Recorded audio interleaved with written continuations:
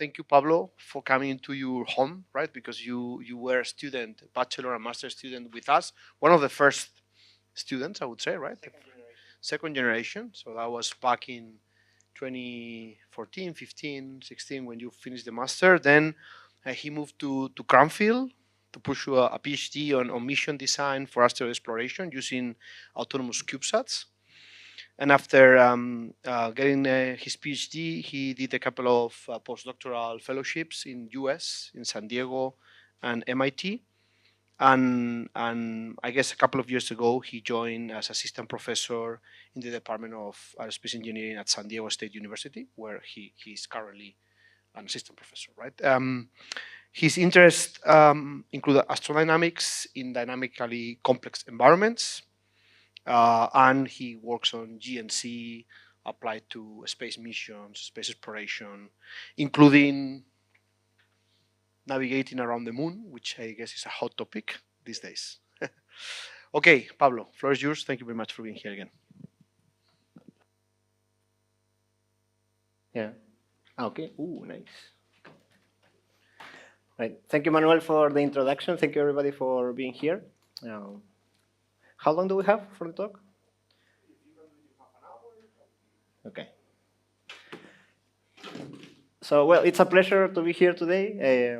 I did my bachelor's here, so it's been 11 years since I graduated. And then, well, just to introduce a little bit more myself, I did my bachelor's here. Actually, I did the master's at Purdue after an exchange year. So I was a senior. I was in my 4th year here, and then I was able to do an exchange year in the US. Then I did my PhD at Cranfield, and then a couple of postdocs. So I've been a little bit, in Europe and in the US. And I work mainly on autonomy, trajectory design for space missions. I've worked on CubeSat mission design, uncertainty propagation, and currently I'm working on optical navigation for cislunar space, which hopefully is a topic of interest to some of you. This is from LinkedIn from many years ago. Actually, not so many, maybe like 5 years ago, where we have these plans of visiting the moon again with the idea of eventually sending humans to Mars. We've always been saying, when I was 20, I guess 15 years ago or something, they said, in the 2020s, we're going to have 100 people in Mars. But I think it's not going to happen until 2050 maybe, or 2060. So we keep delaying it. But anyway, we have the Artemis program now, missions around the moon. What was it, 2 months ago that we had Artemis 2. So I'm currently working on these topics. Since we are going to the moon, well, the plan is that we're going to need infrastructure that we currently don't have. For instance, we'll need to be able to send supplies regularly. We'll need communication systems. We'll need new technology on the ground that we want to test for the moon and so on. So that's more or less the context of my research these days. In addition, another trend in the space field, as you may know, is small spacecraft technology, where we are able now to develop a much smaller, cheaper spacecraft. And right, so that's another trend, and it has its challenges. So we have small spacecraft with much more limited resources, mass, space, power, and so on. But we are able to support maybe larger missions. We are able to launch more frequent missions at a cheaper cost, and we're able to provide this support to maybe larger missions. And that's also another topic of my research, I guess, or an application of the research that we do. Back when I was doing my PhD, 2017 or so, we had this question, can CubeSats explore deep space and not only the Earth environment? So that's one of the topics that we've been exploring for several years. Well, these days we have had some interplanetary CubeSat missions, but back in the day we only had one of them. the first one was launched in 2018, right? So we were trying to explore kind of small spacecraft, explore beyond Earth orbit. Maybe the moon, maybe comets, asteroids, other planets, and so on. Just for a little bit more context, I already mentioned this, but we know small spacecraft have more limited propulsive capabilities, power, a limited number of sensors and actuators, limited performance of all of these components. And there is this challenge for small spacecraft that we are trying to send cheaper missions, but operating these missions is still very costly, and we still need this kind of very large antennas operated by very expert personnel, and this still drives the cost of missions up. So we may have a mission that costs only 1 to 10 million to develop, but maybe operational costs are still maybe 15 million or 20 million. So that also, especially these costs are disproportionate, right? So if you have a cheaper mission that can accomplish fewer things and it's riskier, does it make sense to have still very large operational costs, right? So in this context, that's why we're trying to explore autonomy for small spacecraft. That way we can reduce not only development costs, but also operational costs. And that's more or less the context of all of this. I'm going to skip this in the interest of time, but these are small spacecraft missions that we have launched in the last 8 years. So this was the first interplanetary CubeSat mission, Marco. It was 6 units, and it supported the InSight mission. So I guess it's a good example of using small spacecraft technology to support larger missions, right? So a challenge for this mission was InSight, the main spacecraft, would not have been able to communicate directly with Earth during entry and descent. Right? So we use these CubeSats to relay, I guess here, to relay the communication link and then back to Earth, right? So without these CubeSats, this mission, I guess, would not have been possible, right? And then CubeSat technology, because it's cheaper to develop and it's quicker to develop as well, then they were able to support this mission and complete it, right? And interests, I guess, are also international, right? So it's not only NASA, it's also ESA, the Japanese Space Agency, and so on. But this is another example to an asteroid, to do a flyby. I think this mission was lost because the sail didn't deploy, so they weren't able to perform the whole mission. So these are some of the challenges, right? So maybe you're still able to develop it cheaper, quicker, but the form factor is also a challenge, and it has, well, its own problems, right? This is one successful mission. This was by the Japanese Space Agency. All of these were launched with Artemis 1, right? So we launched a large mission and then we're able to deploy smaller spacecraft at the same time, right? So that's one of the ways that we can lower launch costs, right? So we launched a large mission, it's going to the moon already, and then we're still able to launch smaller CubeSats.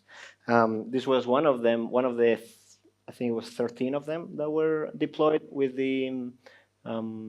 with Artemis 1.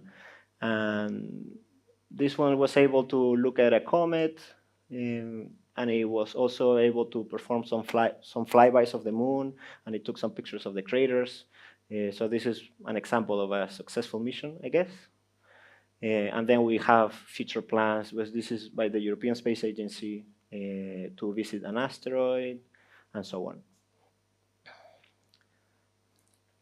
Right, so just very quickly, this was during my PhD, doing the mission analysis for an autonomous CubeSat. For an autonomous CubeSat to explore an asteroid, right? So in the interest of exploring, can we do things at a cheaper cost? Can we fly by an asteroid by performing autonomous navigation along the way? So with that way, we don't have to communicate with Earth. We can reduce operational costs. Right? So the The mission concept here was we are deployed around the Lagrange point. This is in the Sun-Earth system, right? So this is where the James Webb Space Telescope is now, if you have heard of that, right? So it was deployed in around L2, and then if we are able to deploy a CubeSat in this orbit, for instance, with a larger mission, right, can we perform autonomous navigation to depart, perform this maneuver, and then as we approach the asteroid, can we observe it, navigate relative to it, and perform a final correction maneuver before the flyby? So that was the analysis. It involved the trajectory design, so identifying reachable asteroids. It involved autonomous navigation and guidance, and I guess systems design as well. So this is an example of maybe the trajectory design. Can we depart the halo orbits along the manifolds, right, which are low energy, so low delta V as well. And these are asteroids that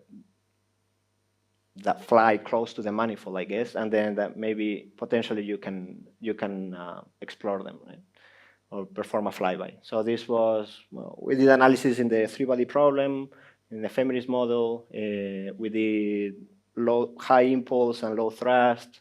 So we did a bunch of things there. It was nice. And then we also did the systems design and so on.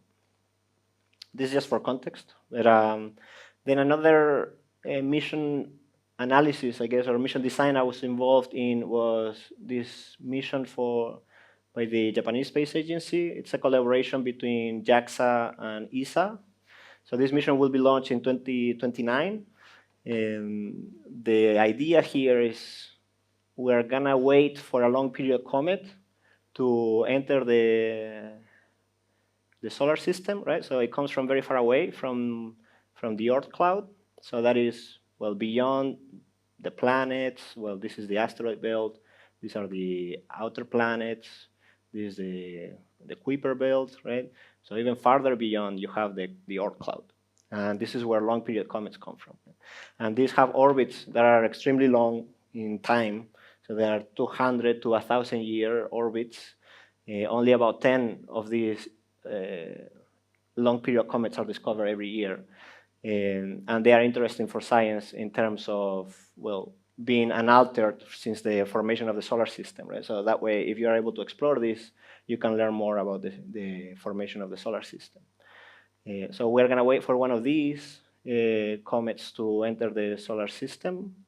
We're gonna, I guess this is wrong, it should be in the other way. We will deploy a mission that goes and performs a flyby.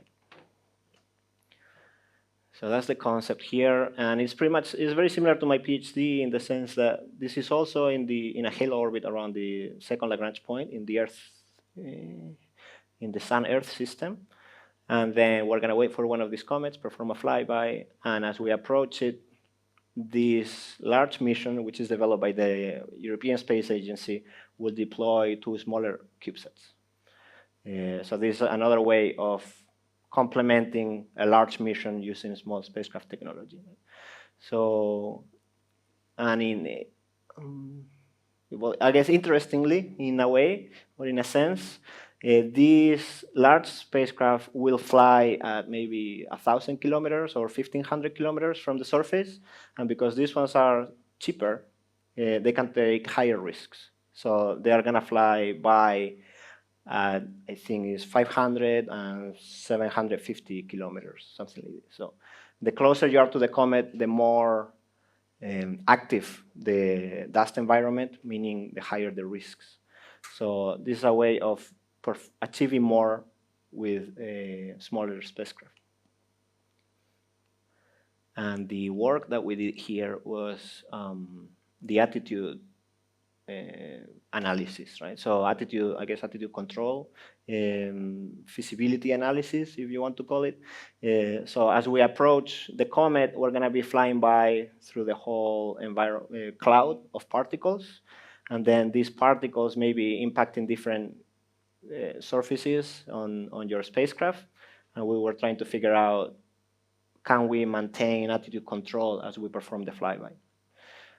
Can we still point towards the comet even though we have all of these impacts through the dust environment, right? So we were looking at the reaction wheels, how large they should be, what's the control law that we need, things like this. Well, a lot of things to keep exploring here, but well, nobody paid for it, so I didn't do it. And that brings us to the, I guess, a little bit more technical part of the talk, which is not going to be very technical by any means. But this is kind of where I'm currently working on. I'm trying to develop, I guess, my own lab, my research lab at San Diego State, where we are looking at autonomous GNC capabilities for small spacecraft in cislunar space and beyond. Right? So that's the whole idea here, which relates obviously to my background. Otherwise, I wouldn't be able to do anything. And here we're looking at can we launch missions to the moon, right? Can we fly these complex three-body problem trajectories autonomously? Can we develop some of this infrastructure that we need to explore the moon again and send humans for a longer period of time? Can we do some of these things in an autonomous way, right? So we're looking at what type of measurements you should use depending on where you are in space, right? So maybe if you are close to the Earth, you can still use maybe GNSS, right? If you are a little bit farther away, maybe you need to be observing the Earth and the Moon. If you are closer to the Moon, maybe you are only observing the Moon, things like this. So what strategy should you follow for autonomy? Then we are looking at a little bit more technical algorithms for image processing. How can we understand where we are relative to the Moon or the Earth by observing different features? And well, some things that we haven't really looked at, maybe we have autonomous guidance, maybe autonomous control algorithms, and then trying to link all of this with the systems design as well. So it's not just what algorithms are you going to use, but what components can you carry, what's the performance of this, what's the limited performance of these smaller components, and so on.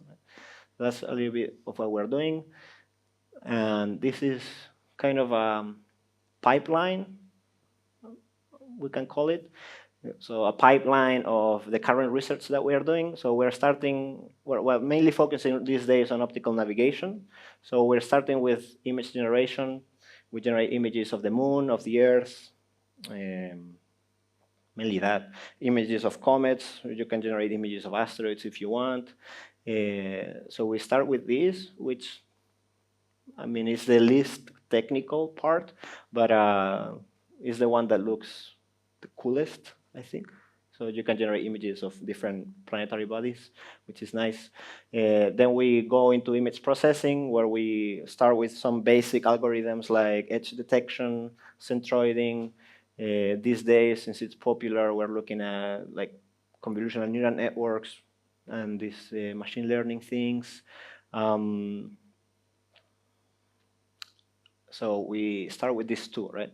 And just to give some context, image generation, especially image generation and image processing, they are both computationally expensive, which is a challenge if you want to analyze the feasibility of these missions, right? So if you want to do, for instance, maybe it sounds familiar, Kalman filtering, figure out what's the state estimation accuracies that you can obtain, when you have to generate an image of the Moon for every measurement and then process it, then that it becomes kind of limiting, right, in terms of computational constraints. So to avoid doing this, which you really can't do, because if you are generating, let's say you have an orbit around the Moon, maybe it's like 30 minutes, right? And then you say, okay, I'm going to be collecting images of the Moon every minute, right? Okay, well, that's 30 images. Each image may take 10 to 20 seconds to generate, right? So that is what, 10 to 20 seconds times 30, I don't know, 10 minutes, right? So that will be 10 minutes to generate all the measurements for your Kalman filter, yes? Well, 10 minutes per simulation, you can't do a very comprehensive analysis, right? So because this is limiting here, what we're trying to do is kind of decouple the problem a little bit.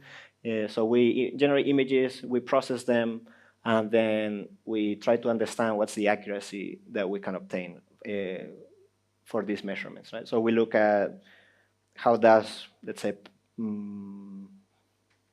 relative distance estimation depend on illumination of the moon, right? Or distance to the moon, or maybe you're looking at a crater. So how does it depend on how big the crater is? Things like this. So we're trying to parameterize the problem, look at the different potential factors that influence the measurement accuracy, and then we are trying to analyze that, generate some models that are more efficient to incorporate into a Kalman filter. So that's kind of what we're trying to do these days. And once we achieve that, then we can run, okay, well, maybe the analysis for different types of orbits, figure out what's the accuracy that you can obtain depending on what orbit you're flying. You're flying a transfer orbit, or you're in a halo orbit, or different kind of orbit.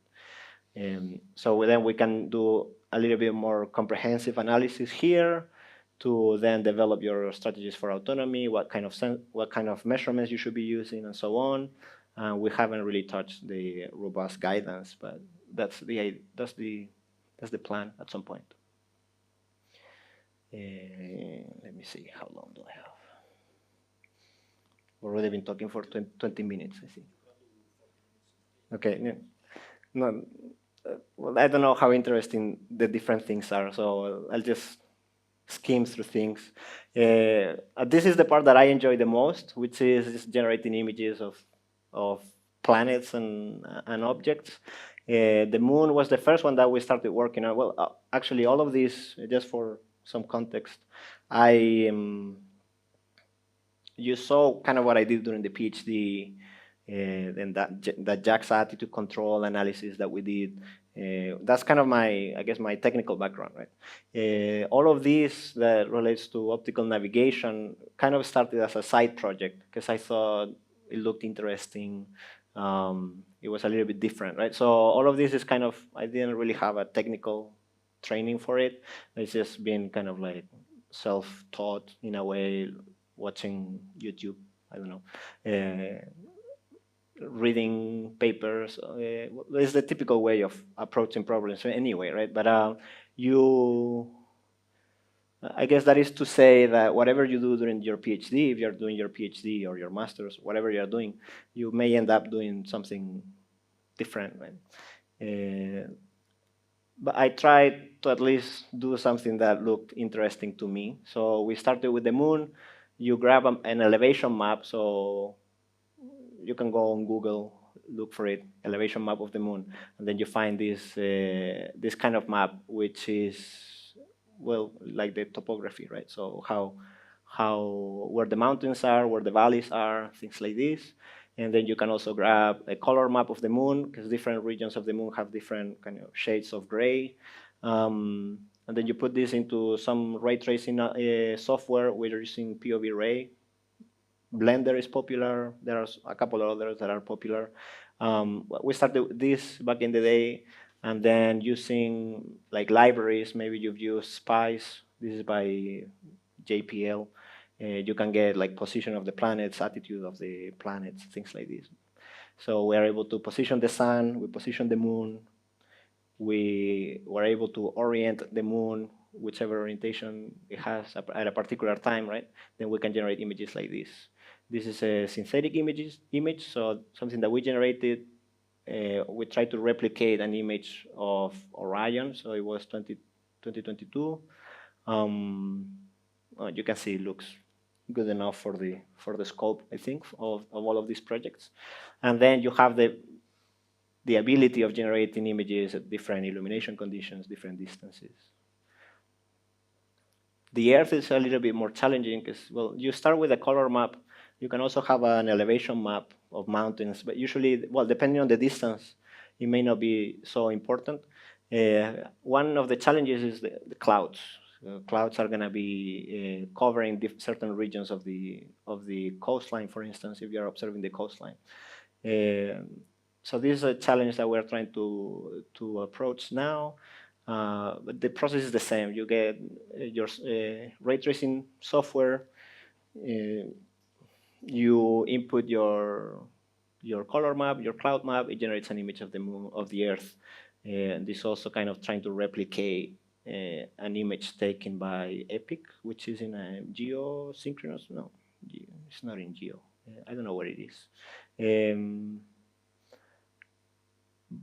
But well, you can see it looks pretty similar also. The clouds are for this exact day, so you also see the clouds are covering the same kind of regions over here. And so we're able to do that as well. A slightly different problem will be comets. So if you want to generate images of the comets, now you don't need your maps, but now you need a dynamical simulation of the dust environment. So you need to kind of run a simulation where you are ejecting or emitting particles, dust particles, along the orbit of the comet. Then those particles are subjected to, well, the dynamical forces that are relevant for this problem, like solar radiation pressure, gravity. If you are close enough to the comet, you can also model like drag of the water that is sublimated and it becomes gas. So that's kind of like these tails are formed, right? Tails of comets are ice is sublimated, it becomes gas, it pushes dust particles, and then the dust particles are the ones that form the tail of the comet. Right? So that's we can develop like a dynamical simulation of this. Obviously, you can include stars, maybe. Then we're able to generate images like this. They don't look very nice, but when you look at the contours of brightness, right? So different levels of brightness in these images, then well, we are able to kind of replicate contours from real images, things like this. So this is a problem that we are working on as well. And then we move on to image processing, right? So image processing, we've looked at several things. The one that looks best, I think, is this one where we train a neural network to detect craters on the moon. So the step here, the first step here is you have coordinates of craters, right? You have like a database of craters where you have the coordinates, the size, and the orientation of the comets. Then geometrically, you can project them onto the surface of the moon, and then you can project them onto the camera. So then you're able to label your craters on the surface of the moon. This is a synthetic well, this is another advantage, I guess, of generating images yourself, because then you can position the spacecraft wherever you want, and then you know that if you're going to label your images, right? When you get real images of the moon from spacecraft, then it's a challenge to know exactly where the spacecraft used to be, what time it was exactly, right? And also the orientation of the spacecraft itself or the camera. Right? So generating the images ourselves is a little bit more straightforward. Then we can train a neural network that detects the craters in the images. And then, well, we tested this on synthetic images and also on like real images, just to see what happened. So this is from the Indian Space Agency, right? So these are real images, and you can see, well, it still kind of performs reasonably well, right? So we are able to observe craters here. Interestingly, on this solar panel, some of the craters are reflected, and the neural network is also detecting those. So I guess you need to patch that or something. And then we did this just for artistic purposes, I think. But we have here a halo orbit, like the one that the Lunar Gateway is supposed to be using. So this is a halo orbit this is not in the three-body problem, but this is in an ephemeris model already. So we had the three-body problem orbit, which is perfectly periodic, right? Then you input that, well, then you translate that into the ephemeris model where you're considering different planets and perturbations, then you see this orbit is not perfectly periodic, right? So it's kind of, well, it's quasi-periodic. That's what it's called, I guess. And then along this orbit, we were generating images, and we were passing that to the neural network, and it's able to detect craters. Well, obviously different numbers depending on where you are, and so on. But this one looks nice, and the Earth kind of like goes crazy in it. Well, that was interesting. Another problem we're looking at is, can we detect the coastline of the Earth? So similarly to the craters, I guess you label them, you label the coastline, and then you can input that into a neural network. We're still trying to figure out if this works or not. This is just like a first attempt to the problem. But over here, we have the clouds, right? So certain regions you may not be able to observe because they're covered in clouds, right? Then you label the coastline, you kind of like draw boxes around them, and then the neural network is actually able to detect different regions of the coastline as well. So this one looks nice too, I think. For comets, just briefly, but for comets, you have two challenges. So one is when you're approaching the comet and you kind of see the trail and observing the center of the comet to navigate relative to it. That's one of the problems. So it's like relative navigation as you approach the comet and you are seeing the whole structure of the tail, for instance. But another challenge for comets is that, well, maybe you don't think about this. Well, I don't know. You say, okay, I'm going to send a mission to a comet, but you don't think about this problem beforehand. But as you're traveling the dust cloud, you may see, well, dust particles in your field, in your images, right? Maybe your star tracker is observing not only stars but also dust particles, right? So that's going to be a challenge if you want to perform attitude determination, right? Because in your image, actually over here, it's very short, but you see in the background, you see stars. They are moving from top to bottom, if you see. And then your particles are doing different things, right? And it's a little bit random, right? So this is a problem for image processing. So we are going to be looking here at both problems as you approach it, and then as you are inside the dust environment, can you still use background stars for attitude determination? So actually, here the challenge is not only the impact of the particles on your attitude control, but that's one challenge, right? But also your attitude determination is a challenge itself. Right? So if you're trying to control your attitude because of the impacts of particles, you may not even know very well where you're pointing anyway, because of your star tracker images look like this, or even more I guess more with even more particles, right? That make it a challenge for attitude determination. This part I don't think is too interesting in particular, but we are looking at the error characterization, right? So after we do image generation, image processing, can we understand what the errors depend on for accuracy, right? For optical navigation, right? So measurement accuracy and so on. So this was for using edge detection, so just detecting the illuminated edge of the moon. We generated images all around the moon, different distances, different illumination conditions, and so on.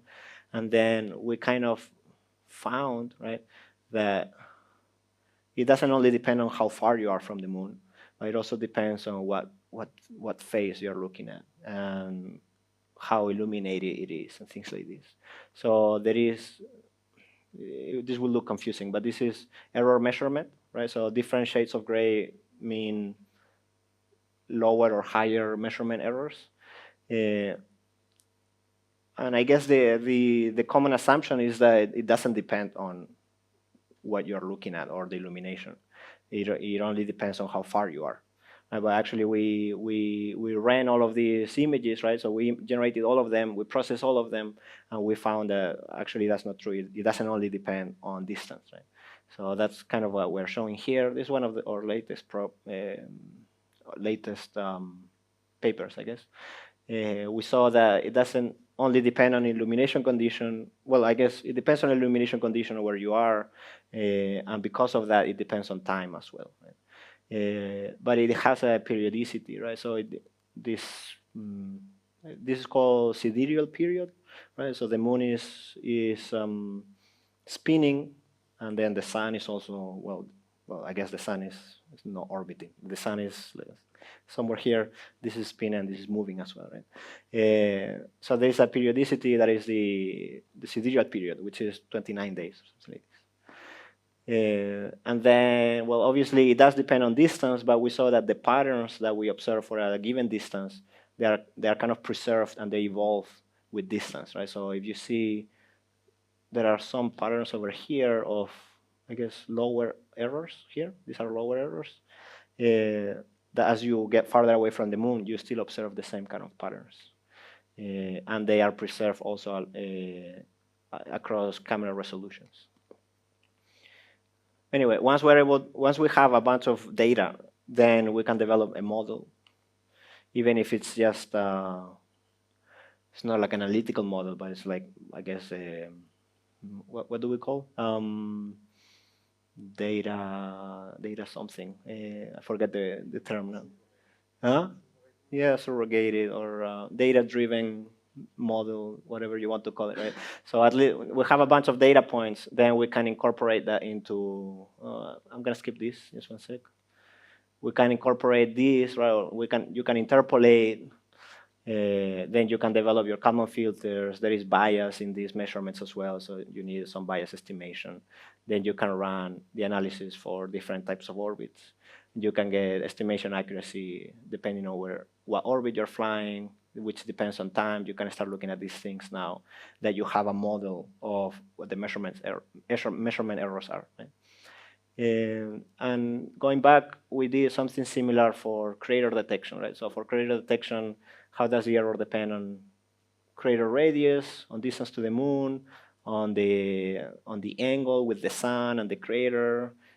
So because we are able to generate a bunch of images, process all of them, then you can have your data-driven model to run Kalman filter simulations, for instance, right? Which is another problem in itself, right? So here we needed to incorporate a bias estimation filter once we had the model.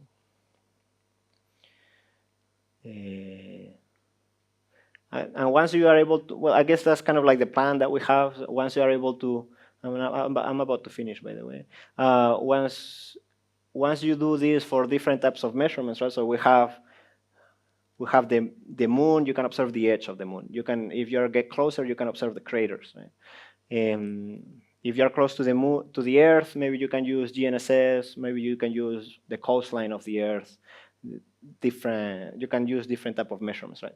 Once we are able to understand the error trends, right, and what they depend on, then we may be able to develop more informed strategies for autonomy. Right? So where should you transition between different measurement types? What's the state estimation accuracies that you can expect? How does it depend on the camera that you have on board? Things like this. So that's kind of like the overall idea here. And I guess once you do that, then you can also look at robust guidance. This is just a graphic, but this is, I guess the problem is kind of complex because it involves many things, right? So you have maybe environment modeling, you have your trajectory design, the three-body problem, maybe ephemeris model, then you have your navigation, which involves maybe machine learning, computer vision, right? All of these are just kind of like buzzwords in a way, but it really does involve several disciplines. You can also go into uncertainty quantification, right? In maybe like non-Gaussian distribution of non-Gaussian distribution. So what do we call non-Gaussian distribution of of your, I mean, non-Gaussian measurements and these things, right? Then you also have systems design. You can get into guidance control, optimization, all these things. Yeah, we use, I guess, high performance computing, right? So we were using for a while the MIT supercloud, which is like HPC with a bunch of cores, bunch of GPUs and things like that. We are also trying to make it a little bit more local now. We're buying some workstations so we can generate all these images ourselves. But yeah, it's a complex problem. I guess that's what makes it a little bit interesting as well. So you need to learn about a bunch of things. And this is just to wrap up, but these are some ongoing projects. We're still looking at crater detection, still looking at the coastline. We are trying to build some hardware in the loop, simple experiments to see how the processor maybe makes things slower or the computational resources are limited. So we are looking at these things. For students, I'm trying to do like some hands-on project, like we are designing a whole drone. So designing the drone, developing the GNC algorithms, just trying to do the whole development of a drone. And we are looking at the comets and things like that. So that's more or less that. Since we are here, right, just to emphasize it, right? So happy to pursue any collaboration opportunities, maybe with Manuel if there is interest in some exchange program, undergraduate, graduate, whatever it is. I've hosted PhD students before, so if you are interested in like summer visit, or you want to go, I don't know, a whole year, I don't care.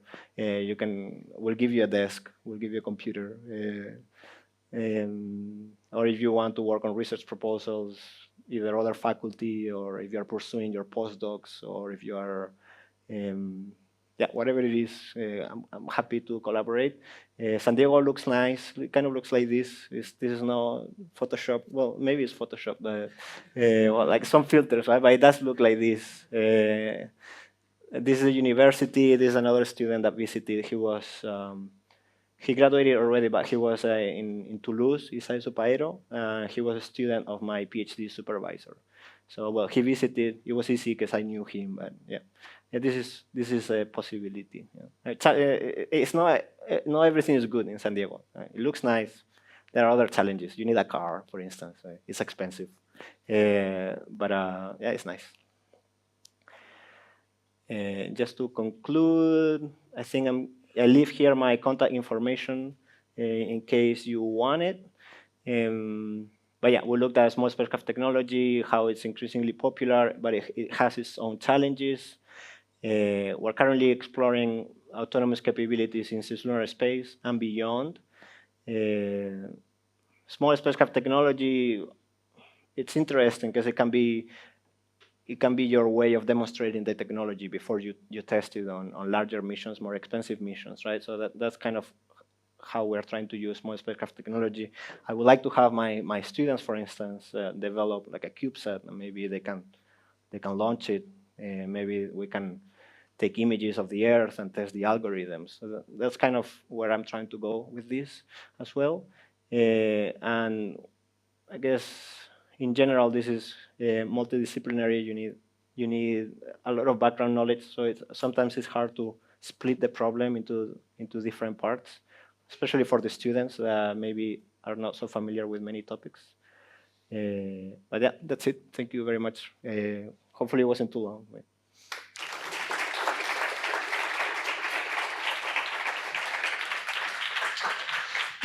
All right, Pablo, thank you very much for your presentation.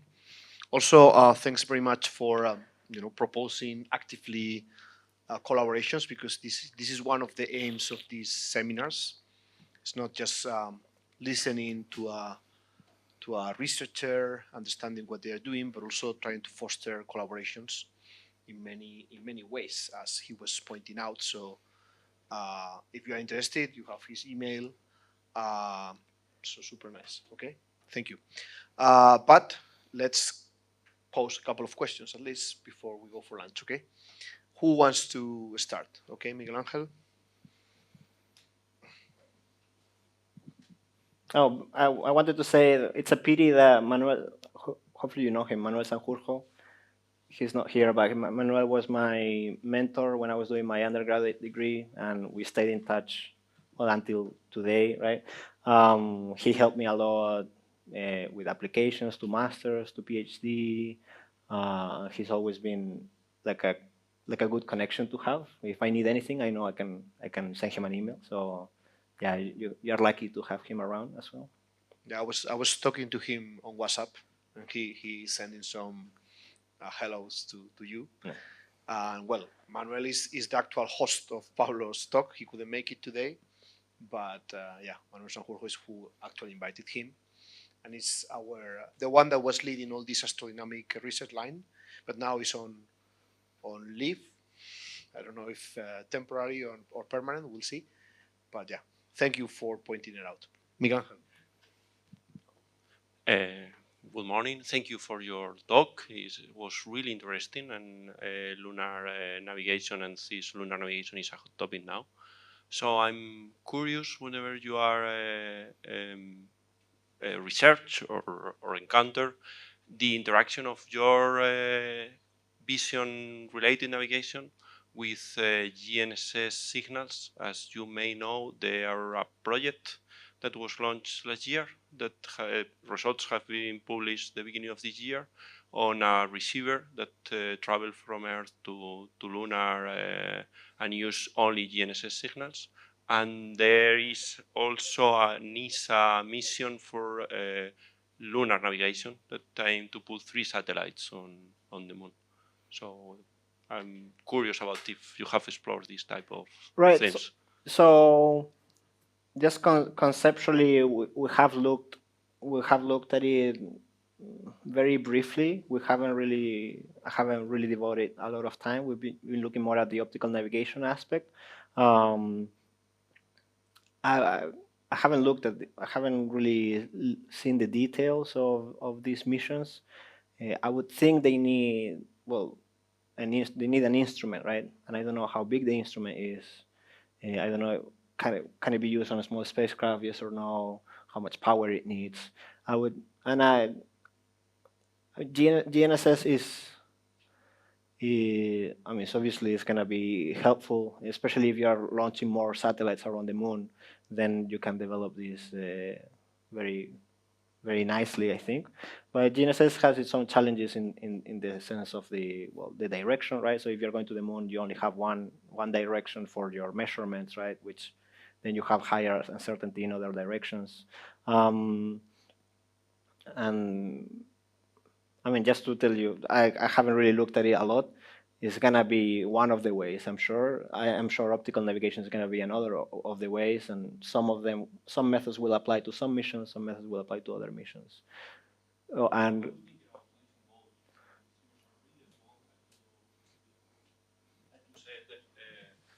Thank you. Yeah. So I was thinking about using both because, as you said, GNSS has its own challenge, but the receivers are really small, and they were more or less these people that put the receivers last year. I mean, more or less know where they were, a few kilometers right or left.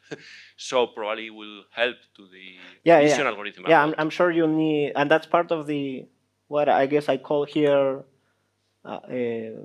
autonomy strategies for autonomy, which is understanding what types of measurements you need to use. Maybe it's not only one type of measurement, you need to use several types. What's the accuracies that you can obtain? But yeah, that's kind of the whole idea of what we're looking at, understanding what type of measurements, when you should transition, what's the accuracy that you can obtain. But yeah. We can talk later. Okay, there is time for last question. If anyone is okay, Mario.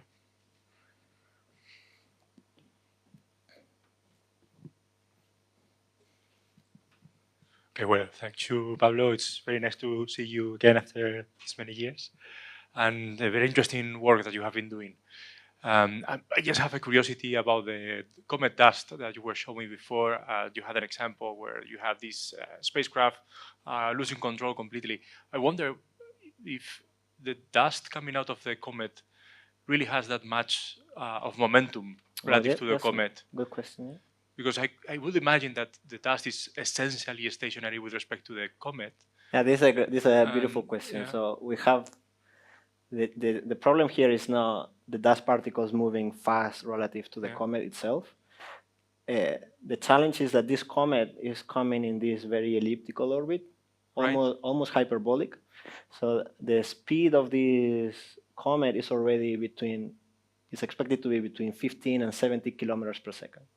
Right, but when you are in the neighborhood of this comet, you are flying at a low speed relative to the comet, I imagine, because Well, you are approaching in an orbit that will have a similar velocity, right? well, Or no, because you are just no. doing a flyby and going away. You are not going. You're doing a Right, flyby, right. and also Okay. just let's think about the speed, right? So we said 15 to 70 kilometers per Okay. second, and your spacecraft may only reach 3, 4, 5 kilometers per second. Okay, okay. So you are flying relative to the comet at least 10 to Okay. 60, 70 Yeah, kilometers. in per my second. mind, I thought we were going to orbit around the comet or something like in the Rosetta mission or something like that. Right, right. No, But but that's not the goal. It's a the flyby. challenge here is they are moving very fast. Right. You can't do a rendezvous. Okay.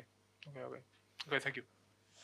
Right. So that's one of the challenges. The relative speeds are extremely large, and the other challenge is the dust environment is particularly active because these comets have not been orbiting the sun regularly. They just come and leave, kind of thing. So it's the first time that it's interacting with the sun. So the environment is very active. Okay, I think then we can thank Pablo again for his presentation. Thank you.